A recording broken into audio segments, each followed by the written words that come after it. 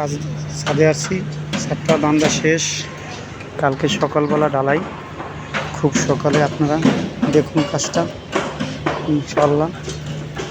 ঠিক আছে, রহমতে এই যে চুরি এই যে ঠিক আছে।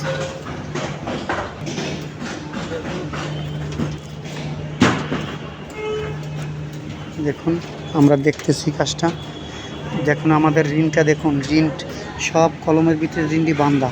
ঠিক আছে, বিমের হাইট 24 ইঞ্চি, অনেক হাইট কোনো ইনশাল্লাহ। দেখুন এই যে টাই দেওয়া আছে ভিতরে, টাই দিয়ে কাজটা করছি।